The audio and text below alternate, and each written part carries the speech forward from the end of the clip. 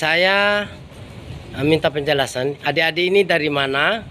Mau apa ke sini ke sekretariat DPR RI ini? Ya, dari mana? Siapa namanya? Ya, kami dari Aliansi Mahasiswa Peduli Pekerja Migran yang tergabung dari 3 organisasi, yaitu Perhimpunan Mahasiswa Katolik atau PMKRI cabang Jakarta Timur, PMKRI cabang Jakarta Barat, dan juga Forum Intelektual Mahasiswa Universitas Borobudur.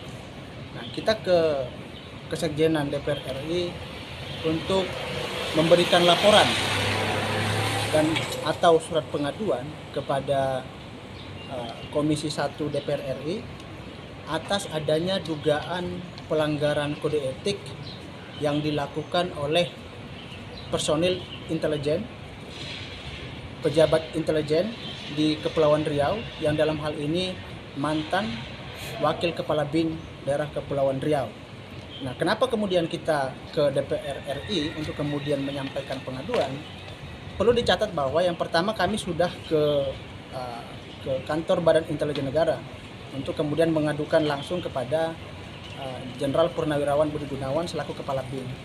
Nah, langkah kedua yang kami ambil adalah kami mau ke DPR RI karena berdasarkan pasal 43 ayat 3 Undang-Undang Nomor 17 Tahun 2011 tentang Intelijen Negara, DPR RI dalam hal ini Komisi 1 DPR, dia mempunyai kewenangan untuk membentuk tim khusus untuk mengusut apakah benar ada terjadi pelanggaran kode etik yang dilakukan oleh personel BIN, khususnya pejabat BIN. Yang kedua, karena ada dugaan juga beberapa oknum pejabat BIN di Kepulauan Riau, kami sebut oknum karena harus diungkap ke publik kebenarannya, disinyalir mereka melakukan pembackingan terhadap maraknya perdagangan orang di sana. Jadi sebagai pengawas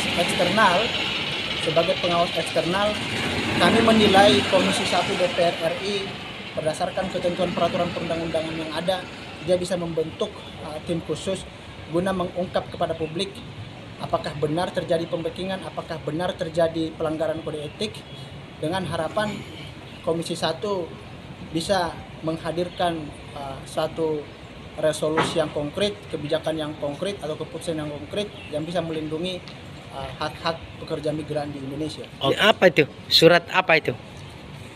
Ini surat pengaduan.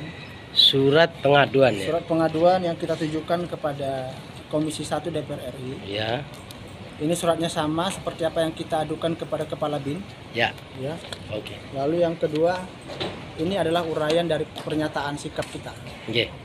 Ya. Di sini kita uraikan secara jelas bagaimana kemudian BIN dan juga Komisi 1 dia adalah pengawas. BIN itu pengawas internal dan Komisi 1 pengawas eksternal. Oke. Kalau kita mau mengatakan bahwa harus ada keadilan bagi korban yang diperjualbelikan, keadilan bagi Romo Pascal yang dikriminalisasi, harusnya BIN dan juga Komisi 1 bergerak mengungkap ini kepada publik, begitu.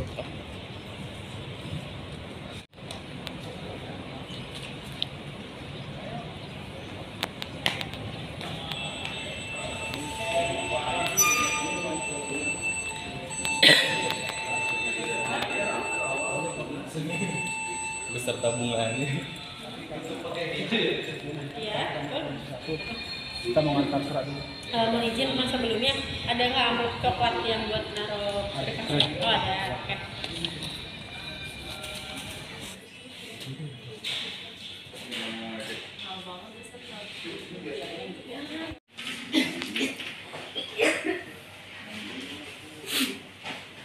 Kalau terimanya nggak ada ya, Pak? Kita balikan dulu ya. Boleh disuruh dulu. Ini ceritanya baru keluar dari DPR ya? Ya, Sekretariat ya? bukti surat terima yang disampaikan oleh tim Kesekjenan DPR RI, staf Kesekjenan DPR RI. Ya. Surat pengaduan yang kita berikan ke Komisi 1 itu akan dikonfirmasi 3 hari setelah kita memberikan surat. Jadi 3 hari ke depan kita akan follow up, kita akan datang ke DPR RI untuk menanyakan tindak lanjut surat yang kita berikan. Ya. Nah, penting untuk diketahui, Romo Pascal yang dikriminalisasi ini adalah pejuang hak asasi manusia. Saya ulangi, dialah pejuang hak asasi manusia yang mengadvokasi banyak sekali pekerja migran yang diseludupkan secara ilegal. Nah, Romo Pascal berupaya untuk membongkar manipulasi di balik perizinan, manipulasi di balik prosedural penempatan pekerja migran di luar negeri. Dan dia menduga ada pembekingan oleh aparat-aparat yang disinyalir itu masih belum diungkap ke publik. Nah, penting juga untuk kita ketahui bahwa Kemenko Polhukam di bawah pimpinan Pak Mahfud MD sudah membentuk tim khusus yang akan diterjunkan ke Kepulauan Riau untuk mengungkap persoalan ini. Jadi pemerintah sudah mulai bergerak, harapan kita DPR juga bergerak. Jangan diam di dalam, tetapi juga coba lihat keluar, begitu banyaknya problem yang harus diselesaikan oleh DPR RI. Kira-kira begitu. Oke, terima kasih ya. Yo, siap. Ya.